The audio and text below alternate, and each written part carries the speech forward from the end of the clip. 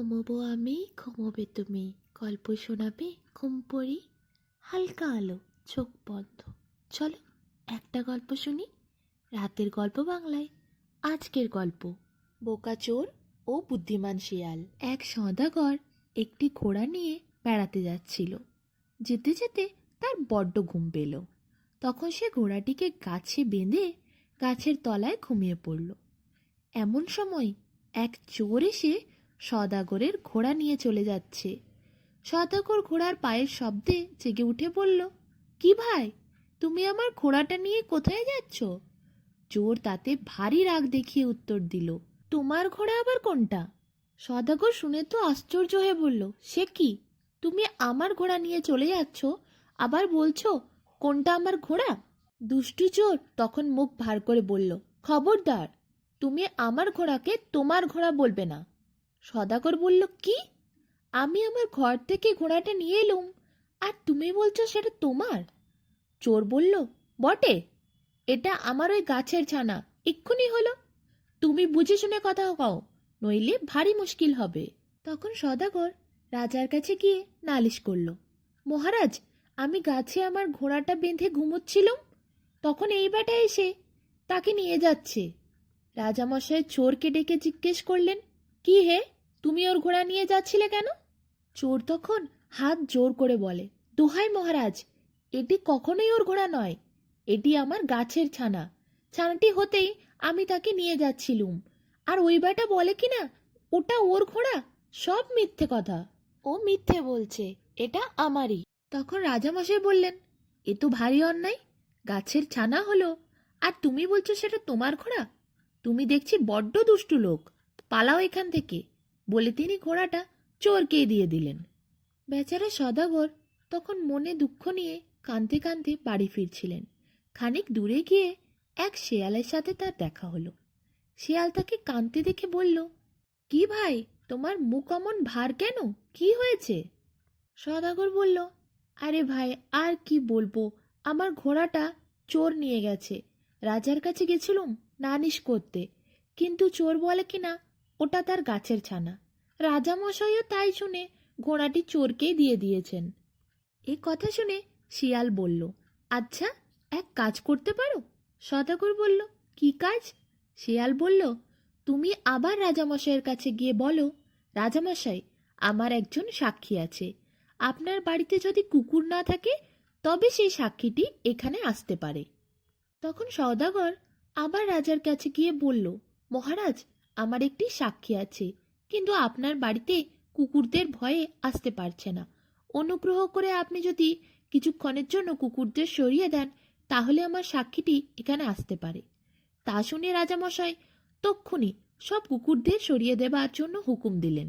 সব কথা শিয়ালকে এসে বলতেই শিয়াল তখন চোখ বন্ধ করে টলতে টলতে রাজসভার দিকে গেল। সেখানে যেই শিয়াল এসে পৌঁছালো, দেওয়ালে হেলান দিয়ে ঝিমুতে লাগলো। রাজামশাই তাকে দেখে হাসতে হাসতে বলল, কি শিয়াল পণ্ডিত, ঘুমোচ্ছ যে?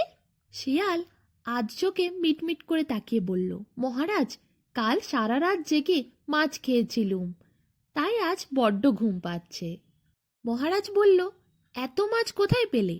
শিয়াল বলল, কাল নদীর জলে আগুন লেগে সব মাছ তো ডাঙায় উঠে এসেছিল, আমরা সকলে মিলে সারা রাত খেলুম, খেয়ে কি আর শেষ করতে পারি?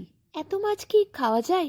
তাই খেতে খেতে সারা রাত লেগে গেল, রাত ভোর জেগে জেগে মাছ খাচ্ছিলুম তো তাই। এই কথা শোনা মাত্রই রাজামশাই সে কি হাসি, ভয়ানক হাসি দিয়ে তিনি যেন গড়াগড়ি খাচ্ছেন। হাসতে হাসতে এরপর যেন তিনি ফেটেই যাবেন। শেষে অনেক কষ্টে হাসি থামিয়ে তিনি বললেন, এ কেমন কথা, আগে তো কোনোদিন শুনিনি, জলে আগুন লাগে নাকি? এসব কখনো হয় নাকি? কি সব বলো, পাগলদের কথা। তখন শিয়াল উত্তর দেয়, মহারাজ, তাহলে ঘোড়া গাছের ছানা হয় এমন কথাও কি আগে শুনেছেন আপনি? সেই কথাটা যদি পাগলের কথা না হয়, তাহলে আমার কথাটার মধ্যে দোষ কোথায়? শিয়ালের কাছ থেকে এই কথা শোনার পর রাজামশাই তো অবাক। সত্যি তিনি ভারী ভাবনায় পড়লেন। এ কি করে হতে পারে, তিনি ভাবতে থাকলেন। ভেবে চিন্তে শেষে তিনি বললেন, তাই তো, ঠিক বলেছ, গাছেরা আবার কখনো ছানা হয় নাকি? গাছের তো ফল হয়, ফলের মধ্যে থাকে ছোট্ট বীজ, আর বীজ থেকে হয় ছোট্ট চারা গাছ। ছানা তো কোনোদিন হয় না। ওই বেটা তাহলে নিশ্চয় চোর। সে উল্টোপাল্টা কথা বলে আমাদের বিভ্রান্ত করে এখান থেকে ঘোড়াটা নিয়ে গেছে। আর আমিও তো ভুল বুঝেছি, সদাগরেরই তাহলে আসলে ঘোড়াটা। ওই বেটাই চুরি করছিল। তাহলে সদাগর যে কথাগুলো আমায় এসে বলেছিল সেগুলো ঠিকই। তক্ষুনি রাজামশাই হুকুম দিলেন, আনো সেই চোর বেটাকে ধরে। অমনি 200 লোক ছুটল চোর বেটাকে ধরে আনার জন্য। চারিদিকে অনেক খোঁজাখুঁজির পর শেষে চোরকে পাওয়া গেল। চোরকে রাজার সব সিপাহীরা মিলে ধরে নিয়ে এলো। চোরকে আনতেই রাজামশাই বললেন, মার বেটাকে 50 জুতো। ঠাস ঠাস করে চোরকে 50 জুতো মারা হলো। তারপর চোর চিৎকার করতে লাগলো, গেলুম গেলুম, আর মেরো না, আর মেরো না, সব সত্যি আমি বলছি। তারপর রাজামশাইয়ের সামনে দাঁড়িয়ে চোর নিজেই বলল, ঘোড়াটা আমি এনে দিচ্ছি। ঘোড়াটা আমার নয়, ওই সওদাগরের। ঘোড়াটা আমিই চুরি করেছিলাম। এটা আমারই দোষ। রাজামশাই আমায় ছেড়ে দিন, আমি সওদাগরকে ঘোড়া দিয়ে দেব। আমার বড্ড বড় ভুল হয়ে গেছে রাজামশাই, আমায় ছেড়ে দিন। এমন কাজ আমি আর কোনো দিন করব না। আমি এই রাজ্য ছেড়ে চলে যাব রাজামশাই, আমাকে আর মারবেন না।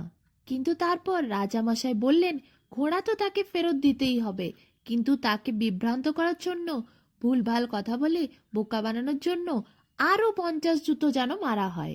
অমনি ঠাস ঠাস করে সিপাহীরা মিলে আরো 50 জুতো মারতে শুরু করলো। চোরের তো তখন অবস্থা খারাপ। চোর চেঁচিয়ে চেঁচিয়ে হায়রান।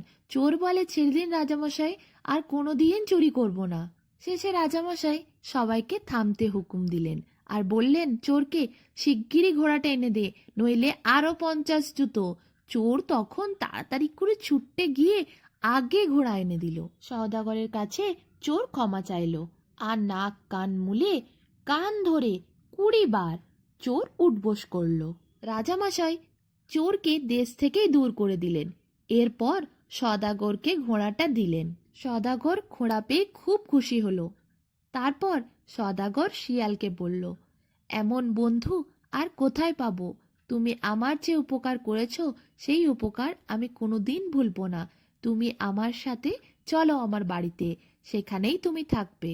শিয়াল বলে, সে জঙ্গলেই ভালো, সে ওসব বাড়ি টাড়িতে গিয়ে থাকতে পারবে না, কিন্তু সওদাগরের সাথে সে মাঝে মধ্যে দেখা করতে যাবে। এইরকম বন্ধু পেয়ে সওদাগর খুব খুশি হয়। শিয়ালকে প্রাণ ভরে আশীর্বাদ করে সে। সওদাগর বাড়ি ফিরে গিয়ে একদিন শিয়ালের জন্য বিশাল ভোজের আয়োজন করে। নানা রকম খাবার শিয়ালের পছন্দ মতো তাকে পরিবেশন করে খাওয়ায়। শিয়াল তাতে খুব খুশি হয় আর পেট ভরে খাবার খায়। এইভাবেই সওদাগর আর শিয়াল দুজনে বন্ধু হয়ে সুন্দরভাবে দিন কাটাতে থাকে। শিয়াল মাঝে মধ্যেই আসে জঙ্গল থেকে সওদাগরের সাথে দেখা করার জন্য। আবার সওদাগরও মাঝে মধ্যে শিয়ালকে খুশি করার জন্য নানা রকম খাবার আয়োজন করে তাকে খাওয়ায়। এইভাবেই সওদাগর আর শিয়ালের বন্ধুত্ব আরো গাঢ় হয়ে ওঠে।